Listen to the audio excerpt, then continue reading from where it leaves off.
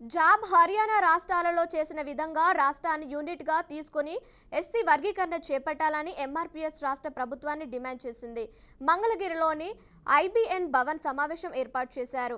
కాలయాపన చేయకుండా ఉద్యోగ, ఉపాధ్యాయ, రాజకీయ రంగాల్లో ఎస్సీలు అభివృద్ధి చెందాలంటే ప్రస్తుతం చంద్రబాబు నాయుడు చెప్పినట్లుగా జిల్లా యూనిట్ వల్ల నష్టం జరుగుతుందని MRPS legal cell convener Cheluvuru Nagaraj తెలిపారు. వెంటనే రాష్ట్ర ప్రభుత్వం ఆలోచనలు విరమించుకోవాలని డిమాండ్ చేశారు.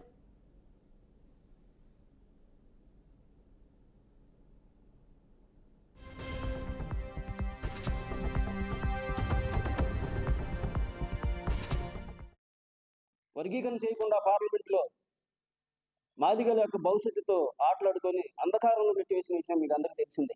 ఈ నేపథ్యంలో రాజ్యాంగ సంక్షోభాన్ని రూపుమాపడానికి సుప్రీంకోర్టు ముందుకు వచ్చినప్పుడు సుప్రీంకోర్టు ఒక సంచలనాత్మకమైన చారిత్రాత్మక తీర్పు ద్వారా పార్లమెంటుతో సంబంధం లేకుండా వర్గీకరణ చేసుకోవచ్చని రాష్ట్రాలకి హక్కును దారాదత్తం చేస్తూ జడ్జిమెంట్తో పాటు కోర్టులు జనరల్గా జడ్జిమెంట్ ఇస్తూ ఉంటాయి.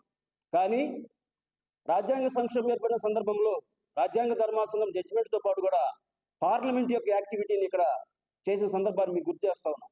అంటే పార్లమెంట్తో సంబంధం లేకుండా ఇంకా కొన్ని దశాబ్దాలు ఈ సమస్యని లాగి మాదిగ ఉపకులాన్ని మళ్ళీ అందగా నెట్టివేయాలని చూస్తున్న సందర్భంలో రాజకీయంగా లాలూచిపడి రాజకీయ వ్యభిచారం చేస్తున్న సందర్భంలో సుప్రీంకోర్టు చేసిన తీర్పును మీరందరూ కూడా మనందరూ కొనియాడాల్సిన సందర్భం కనపడుతూ ఉంది.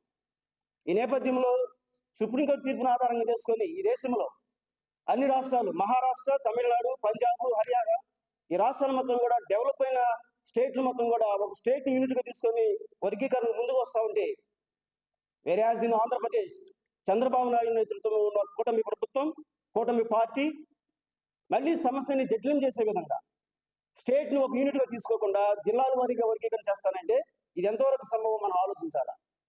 చంద్రబాబు నాయుడు యొక్క మోసపూరిత వైఖరిని మేము ఇక్కడ దుయ్యబడతా ఉన్నాం. పోయిన ఎలక్షన్లో పెద్ద మాదిగ అని చెప్పి మాదిగలు అన్యాయం చేసి ఓడిపోయిన పార్టీ, మాదిగల దెబ్బ కూడా అడ్రస్ గమనించిన పార్టీ మళ్ళా కూడా నేను మాదిగలు న్యాయం చేస్తానని చెప్పి సుప్రీంకోర్టు తీర్పుకు విరుద్ధంగా స్టేట్ని యూనిట్గా తీసుకోకుండా పంజాబ్ లాగా, హర్యానా లాగా, మహారాష్ట్ర, తమిళనాడు లాగా ఆ స్టేట్లు మొత్తంగా డెవలప్ అయిన స్టేట్లు, ఇంటర్నేషనల్ స్టేట్స్ అంటాం మేము మొత్తం. అది ఎందుకంటే ఫినాన్షియల్ క్యాపిటల్ ఉంది ముంబైలో కూడా. ఆ రాష్ట్రాన్ని ఆదర్శంగా తీసుకోకుండా ఈ రాష్ట్రంలో తన ఒక సొంత సిద్ధాంతం మాదిరిగా వర్గీకరణ చేయకుండా పార్లమెంట్లో మాదిగల యొక్క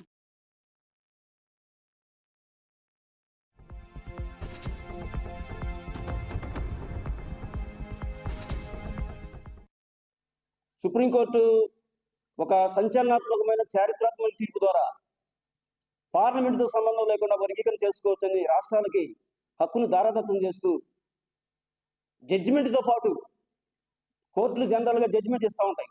కానీ రాజ్యాంగ సంక్షోభం ఏర్పడిన సందర్భంలో రాజ్యాంగ ధర్మాసనం జడ్జిమెంట్తో పాటు కూడా పార్లమెంట్ యొక్క యాక్టివిటీని ఇక్కడ చేసిన సందర్భాన్ని మీకు గుర్తు చేస్తా ఉన్నాం. అంటే పార్లమెంట్తో సంబంధం లేకుండా ఇంకా కొన్ని దశాబ్దాలు ఈ సమస్యని లాగి మాదిగ ఉపకులాన్ని మళ్ళీ అందగా నెట్టివేయాలని చూస్తున్న సందర్భంలో రాజకీయంగా లాలూచిపడి రాజకీయ వ్యభిచారం చేస్తున్న సందర్భంలో సుప్రీంకోర్టు చేసిన తీర్పును మీరందరూ కూడా మనందరూ కొనియాడాల్సిన సందర్భం కనపడుతూ ఉంది. ఈ నేపథ్యంలో సుప్రీంకోర్టు తీర్పును ఆధారంగా చేసుకొని ఈ దేశంలో అన్ని రాష్ట్రాలు, మహారాష్ట్ర, తమిళనాడు, పంజాబ్, హర్యానా, ఈ రాష్ట్రాల మొత్తం కూడా డెవలప్ అయిన స్టేట్లు మొత్తం కూడా ఒక స్టేట్ యూనిట్గా తీసుకొని వర్గీకరణ ముందుకు వస్తూ ఉంటే వేరేయాజ్ ఇన్ ఆంధ్రప్రదేశ్ చంద్రబాబు నాయుడు నేతృత్వంలో ఉన్న కూటమి ప్రభుత్వం, కూటమి పార్టీ మళ్ళీ సమస్యని జటిలం చేసే విధంగా స్టేట్ని ఒక యూనిట్గా తీసుకోకుండా జిల్లాల వారీగా వర్గీకరణ చేస్తానంటే ఇది ఎంతవరకు సంభవం మనం ఆలోచించాలా. చంద్రబాబు నాయుడు యొక్క మోసపూరిత వైఖరిని మేము ఇక్కడ దుయ్యబడతా ఉన్నాం. పోయిన ఎలక్షన్లో పెద్ద మాదిగ అని చెప్పి మాదిగలు అన్యాయం చేసి ఓడిపోయిన పార్టీ, మాదిగల దెబ్బ కూడా అడ్రస్ గమనించిన పార్టీ మళ్ళా కూడా నేను మాదిగలు న్యాయం చేస్తానని చెప్పి సుప్రీంకోర్టు తీర్పుకు విరుద్ధంగా స్టేట్ని యూనిట్గా తీసుకోకుండా పంజాబ్ లాగా, హర్యానా లాగా, మహారాష్ట్ర, తమిళనాడు లాగా ఆ స్టేట్లు మొత్తంగా డెవలప్ అయిన స్టేట్లు, ఇంటర్నేషనల్ స్టేట్స్ అంటాం మేము మొత్తం. అది ఎందుకంటే ఫినాన్షియల్ క్యాపిటల్ ఉంది ముంబైలో కూడా. ఆ రాష్ట్రాన్ని